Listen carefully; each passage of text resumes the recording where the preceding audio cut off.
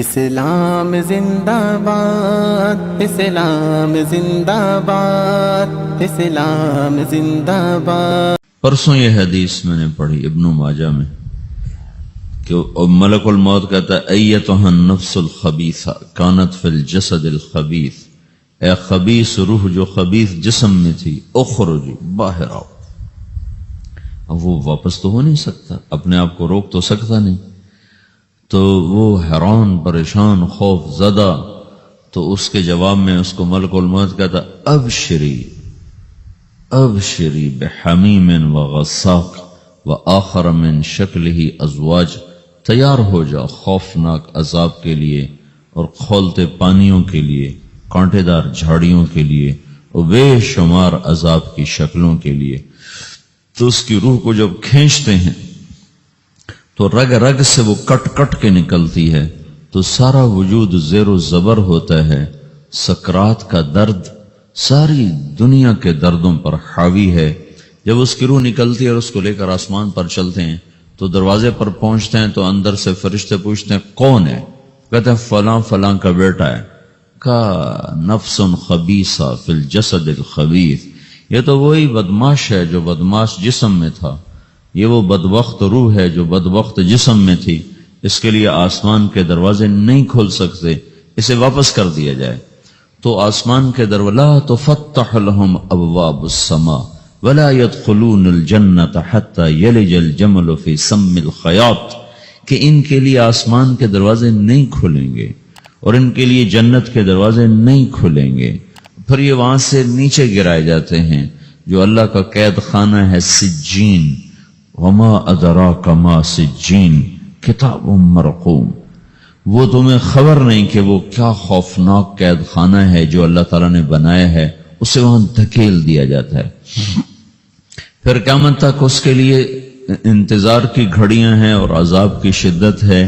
اور جب کوئی نیک آدمی اللہ تعالیٰ کے دربار میں جانے کا اس کا وقت آتا ہے تو اللہ تبارک و تعالیٰ فرماتے ہیں ان الذین قالوا ربنا اللہ ثم استقاموا تتنزل علیہم الملائکۃ الا تخافوا ولا تحزنوا وابشروا بالجنۃ التي کنتم توعدون نحن اولیاؤکم فی الحیاۃ الدنیا وفی الآخرہ ولکم فیہا ما تشتہی انفسکم ولکم فیہا ما تدعون نزل من غفور الرحیم۔ جب کوئی نیک مرد عورت کے جانے کا وقت آتا ہے تو اس کے لیے بھی فرشتے آتے ہیں اور آ کر اس کو خوشخبری دیتے ہیں اور آ کر اس کو تسلی دیتے ہیں کہ آپ غم نہ کریں، پیچھے والے بھی آپ کو مل جائیں گے، آپ خوف نہ کریں، آگے ساری منزلیں آپ کے لیے آسان ہیں، آپ کے لیے جنت بھی تیار ہے، رب بھی مہربان ہے۔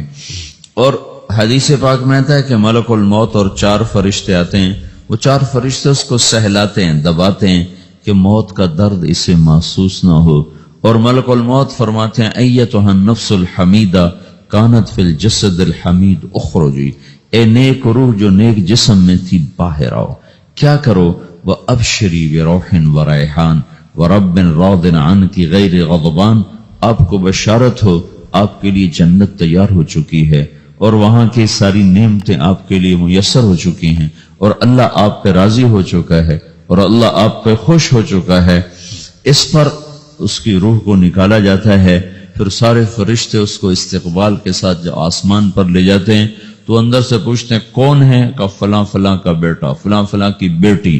کہتے ہیں نفس حمیدہ فی جسد حمید، یہ تو نیک روح تھی جو نیک جسم میں تھی، مرحبا بہی، اس کو ہم سب استقبال کس کا کرتے ہیں۔ اور ایک دم آسمان کے دروازے کھلتے ہیں، پھر وہ پہلا دوسرا تیسرا چوتھا سارے آسمان پار کرتا ہوا اللہ پاک کے عرش کے نیچے کے جا کر، مرد ہے یا عورت، وہاں جا کر سجدے میں سر رکھتا ہے اور اللہ تعالیٰ فرماتے ہیں ہاں اس نے ہمیں خوش کیا، ہم اسے خوش کریں گے، اور اس کو عافیت کے ساتھ وہاں آسمان میں، پہلے آسمان سے لے کر اللہ کے عرش تک یہ سب ویٹنگ روم بنے ہوئے جہاں اللہ اپنے اپنے درجات کے مطابق جنت والوں کو ٹھہراتا ہے، اور وہ انتظار گاہ ہے اور وقت ختم ہو جاتا ہے، لہذا انتظار کی جو تکلیف ہے وہ بھی ختم ہو جاتی ہے۔ وقت ختم تو انتظار کا احساس ختم اور ٹائم کے گزرنے کا احساس ختم، تو جیسے اصحاب کہف کو اللہ نے غار میں داخل کر کے تو غار کے اندر سے وقت کو نکال کے باہر پھینک دیا. باہر 300 سال گزرے، اندر آدھا ہی دن گزرا تھا. وہ جب اٹھے ہیں تو وہ 25 برس کا نوجوان 350 سال کا ہو کے نہیں اٹھا، وہ 25 سال کی عمر میں اٹھا ہے. نہ ناخن بڑا ہے، نہ مونچھیں بڑی ہیں، نہ ان کی داڑیاں لمبی ہوئی ہیں، چونکہ تو زندہ تھے، مر نہیں گئے تھے. تو زندہ کے تو بال بھی بڑھتے ہیں، ناخن بھی بڑھتے ہیں، لیکن وہ اس طرح اٹھے کہ 300 برس گزر گئے اور 25 برس کا نوجوان 25 سال کی عمر میں اٹھا ہے، 20 برس کا 20 برس کی عمر میں اٹھا ہے. اور وہ کہنے لگے کم لبثنا، بھائی کتنا ٹھہرے ہیں؟ کہ یومن او بعض یومن، لگتا ہے کوئی دن آدھا دن ٹھہرے ہیں. وہ صحیح کہہ رہے تھے. باہر اللہ تعالیٰ نے وقت کی گھڑی کو چلائے رکھا اور اندر غار میں اس کو سوئچ آف کر دیا، نکال دے. یہاں وقت کو داخل نہیں ہونے دیا. تو وقت کے گزرنے سے جو بھی اثرات مرتب ہوتے ہیں وہ ان پر مرتب نہیں ہوئے. تو وہ 20 آدھے دن کے بعد اٹھے ہیں. باہر 300 سال، اندر آدھا دن. یہی کچھ اللہ تبارک و تعالیٰ برزخ میں کر دیتا ہے، وقت کو ختم کر دیتا ہے، گزرنے کا احساس نہیں ہوتا ہے. تو اس طرح میرے عزیزو، یہ 2 موتیں ہر انسان دیکھتا ہے. یا وہ جنت کے فرشتوں کا استقبال دیکھتا ہے یا جہنم کے فرشتوں کی مار اور پٹائی کو سہتا ہے. رابعہ بصری رحمت اللہ علیہ کا انتقال ہونے لگا تو انہوں نے رات کو فوت ہوئی تو انہوں نے اپنی خادمہ کو بلا کے فرمایا کہ کسی کو بتانا نہیں، جب میں مر جاؤں تو پڑوس میں 2-4 کو بلا کر نا میرا جنازہ پڑھوا دینا، اور جس کرتے میں تہجد پڑھتی تھی وہی میرا کفن بنا دینا، اور صبح بے شک لوگوں کو بتا دینا میرے مرنے کے بعد میری میت کو رکھنا نہیں، فوراً دبا دینا. تو جب ان کا انتقال ہوا تو انہوں نے پڑوس کے 2-4-10-20 آدمی بلائے اور ان کو تدفین تجہیز سب کچھ ہو گئی. صبح شور مچا کہ وہ رابعہ بصری کا انتقال ہو گیا. تو اگلے دن وہ خواب میں اس خادمہ کو ملی اور کہا بیٹی تیری بڑی مہربانی، تو نے میری وصیت کے مطابق عمل کیا. اس نے دیکھا کہ انہوں نے ایک خوبصورت سبز لباس پہنا ہوا ہے. تو وہ فرمانے لگی، انہوں نے سوال کیا کہ آپ کے ساتھ قبر میں کیا ہوا؟ تو وہ کہنے لگی کہ میرے پاس منکر نکیر آئے تھے اور مجھ سے کہنے لگے من رب کی، تیرا رب کون ہے؟ تو میں نے کہا سبحان اللہ، 40 برس جس کو میں نہ بھولا سکی اس کو 4 ہاتھ زمین میں آ کے میں بھول جاؤں گی. ان کا 42 برس کی عمر میں انتقال ہوا تھا. تو وہ کہنے لگے سبحان اللہ، جس کو میں 40 برس نہ بھولا سکی میں اسے 4 ہاتھ زمین کے اندر آ کے بھول جاؤں گی. تو منکر نکیر کہنے لگے اس کا کیا حساب لینا؟ پھر انہوں نے پوچھا کہ وہ آپ کا وہ کرتا کہاں گیا تہجد والا جس میں آپ کو کفن دیا تھا؟ کہا وہ اللہ نے مجھ سے لے لیا ہے اور میرے اعمال کے خزانے میں رکھ دیا ہے. قیامت کے دن میرا وہ کرتا بھی میرے ترازو میں تولا جائے گا اور مجھے یہ لباس پہنایا ہے جو جنت کا لباس ہے. یہ بھی ایک موت ہے. اس طرح بھی لوگ مرتے ہیں. اور دوسری بھی ایک موت ہے، ہمارے علاقے کی بتا رہا ہوں، اپنے علاقے کی.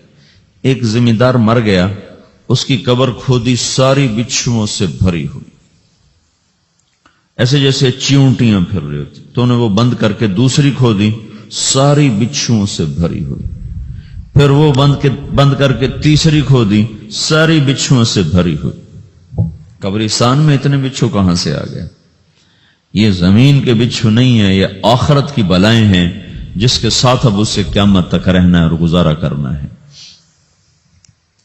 تو یہ 2 طرح کی موتیں روزانہ لوگ مرتے ہیں، روزانہ لوگ مرتے ہیں. جب نماز کا وقت ہوتا ہے ملک الموت ساری دنیا کا چکر لگاتا اور دیکھتا ہے کون پڑھ رہا ہے کون نہیں پڑھ رہا، کون پڑھ رہا ہے کون نہیں پڑھ رہا. جو نماز کی پابندی کرتا ہے اس کی موت آسانی سے ہوتی، جو نماز میں غفلت کرتا ہے اس کے ساتھ موت کے وقت شدت اور سختی اختیار کی جاتی. تو بھائیو، یہ ایک جسم ہے، ایک روح ہے.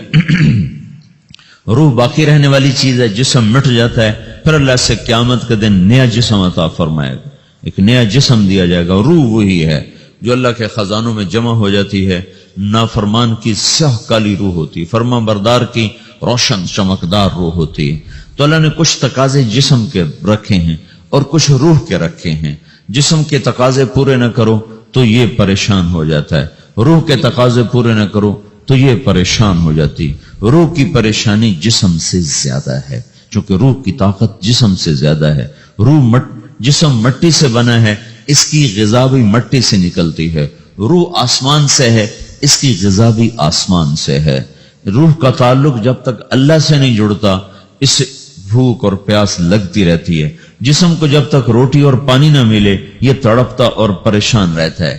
جیسے اللہ تعالیٰ نے ہمارے جسم میں روٹی اور پانی کی طلب کو بے ساختہ رکھ دیا ہے۔ میں بیان کے دوران بھی پانی پی رہا ہوں، آپ دیکھ رہے ہیں کہ مجھے میرا حلق سوکھ جاتا ہے، مجھے طلب محسوس ہوتی ہے پانی، حلق سوکھتا ہے پانی کی طرف بھاگتے ہیں، بھوک لگتی ہم روٹی کی طرف بھاگتے ہیں۔ یہ ایک ایسا اندر میں آٹومیٹک سسٹم ہے کہ ہم اس کو آف نہیں کر سکتے۔ یہ سوتے سوتے بھی بھوک کی وجہ سے آنکھ کھل جاتی، سوتے سوتے پیاس کی وجہ سے آنکھ کھل جاتی ہے۔ یہ ایسا خود اللہ تعالیٰ نے ساختہ نظام بنایا ہے کہ آپ اپنے جسم میں روٹی اور پانی کی طلب کو نہیں نکال سکتے۔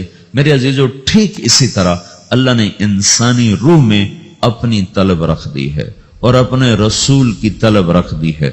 یہ دو طلب ایسی ہیں کہ یہ آپ کے جسم روح سے نکل نہیں سکتی۔ جیسے بھوکا روٹی نہ کھا لے، پیاسا پانی نہ پی لے، اسے چین نہیں آ سکتا۔ وہ روح جو اللہ اور اس کے رسول سے نہ آشنا ہے، جب تک وہ وہاں تک پہنچ نہیں جاتی اسے چین نہیں آ سکتا، اس کا اندر پریشان رہے گا۔ 1997 میں جب جنید جمشید سے میری پہلی ملاقات ہوئی تو اس نے مجھ سے یہ سوال کیا کہ مولوی صاحب، ایک پاکستانی نوجوان جس گلیمر کو خوابوں میں دیکھتا ہے، وہ گلیمر تو مجھے زندگی میں ویسے ہی حاصل ہے، میرے چاروں طرف زندگی کا رقص ہے اور میری زندگی کی ہر خواہش، ہر تمنا پوری ہے، اس کے باوجود میرے اندر اندھیرا ہے، میرے اندر خلا ہے۔ مجھے لگتا ہے میں وہ کشتی ہوں جس کا کوئی ساحل نہیں، جس کی کوئی سمت نہیں، جس کا کوئی گھاٹ نہیں۔ یہ کیوں ہے؟ میرے ساتھ تو ایسا نہیں ہونا چاہیے۔ ایک عام لڑکا تو کہتا ہے ہائے کاش یہ ہوتا، اس کو وہ نہیں ہو رہا تو پھر وہ پریشان ہے، ہائے یہ ہوتا، ہائے وہ ہوتا۔ تو میں تو ہائے نہیں کرتا ہوں، میری تو ہر لذت اور خواہش میرے سامنے تشتری میں سجا کے پیش کی جا رہی۔ میں کیوں ایسا کر رہا ہوں؟ میں ہائے ہائے کیوں کر رہا ہوں؟ میرا اندر ویران کیوں ہے؟ میرے اندر میں خلا کیوں ہے؟ یہ وہی خلا ہے کہ وہ روح کی پیاس کو شراب میں بجھانا چاہتا ہے، وہ روح کی پیاس کو لڑکی میں بجھانا چاہتا ہے، وہ روح کی پیاس کو موسیقی سے بجھانا چاہتا ہے، وہ روح کی پیاس کو دنیا کی رعنائیوں میں 5 اسٹار ہوٹلوں سے بجھانا چاہتا ہے۔ روح کیا جانے روٹی کیا ہے، شراب کیا ہے، پانی کیا ہے، عورت کیا ہے، موسیقی کیا ہے، گھنگرو کیا ہے، پائل کیا ہے، چھنکار کیا ہے، روح کو ان چیزوں کی کیا خبر؟ امریکہ میں ہماری ایک جماعت تھی تو 4 لڑکے 2 لڑکیاں، 4 لڑکیاں 2 لڑکے مسلمان ہوئے۔ تو ایک لڑکے کا نام رکھا تھا ابراہیم، اور اس کو جب پڑھایا نا کلمہ، انہوں نے کہا ہائے، انہوں نے کہا ہائے، اور دونوں ہاتھ یہاں رکھے سینے پر، دل پر، کہا ہائے۔ تو ہمارے ساتھی ہیں ڈاکٹر اختر، وہ کہنے لگا کیا ہوا کیا ہوا؟ کہنے لگا جب سے ہوش سنبھالا یہ جگہ خالی تھی، یہ تیرے کلمہ پڑھانے پر بھر گئی ہے کہ میری خوشی سے ہائے نکل گئی۔ یہ جگہ خالی رہے گی، یہاں شراب نہیں پہنچ سکتی، یہاں نغمہ اور موسیقی نہیں پہنچ سکتی، یہاں تالے لگے ہوئے ہیں، یہاں تک کوئی آواز نہیں جا سکتی۔ دل کے تاروں پر ایک ہی نغمہ چڑھ سکتا ہے اور وہ اللہ کی یاد کا ہے، اور اللہ کی محبت کا ہے، اور اللہ کے رسول کی محبت کا ہے۔ باقی کوئی مضراب ایسا نہیں جو ان تاروں کو چھیڑ سکے، باقی کوئی چیز، آواز ایسی نہیں جو دل کی دنیا پر جا کر دستک دے سکے۔ یہاں بند دروازے ہیں، یہاں صرف اللہ پہنچے گا، اللہ کے رسول کا تعلق پہنچے گا، باقی کوئی چیز یہاں نہیں جا سکتی۔